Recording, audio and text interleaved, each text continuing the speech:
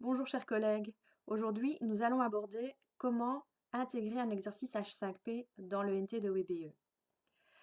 Tout d'abord, il est possible d'intégrer votre activité H5P que vous avez créée à l'aide de l'activité H5P qui est symbolisée par cette icône.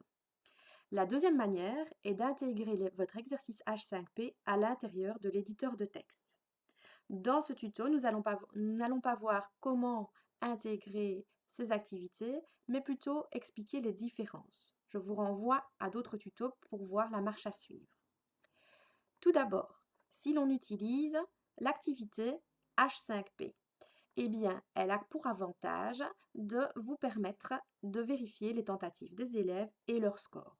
Je vois qu'ici, j'ai utilisé ceci pour cet exercice. Si on clique dessus en tant que professeur, nous pouvons cliquer sur « Consulter toutes les tentatives ». Nous voyons qu'il y a une remise.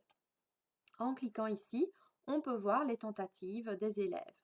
Donc, cette activité vous permet de vérifier le score. Contrairement à la deuxième manière de procéder, qui est via l'éditeur de texte. L'éditeur de texte, vous pouvez les trouver dans différentes activités telles que pages, telles que livres, ou bien voire même dans un devoir ou même dans un feedback si vous voulez rendre une activité lors d'un feedback d'un devoir. Je vous montre où cela se situe. Vous avez déjà vu que dans l'éditeur de texte, vous aviez cette icône-ci qui vous permettait d'intégrer H5P.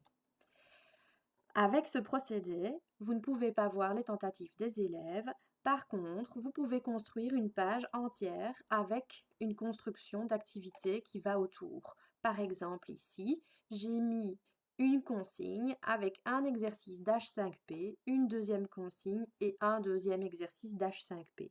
Je peux également mettre n'importe quel autre type de contenu. Passons maintenant aux autres tutos pour montrer comment les intégrer. À bientôt!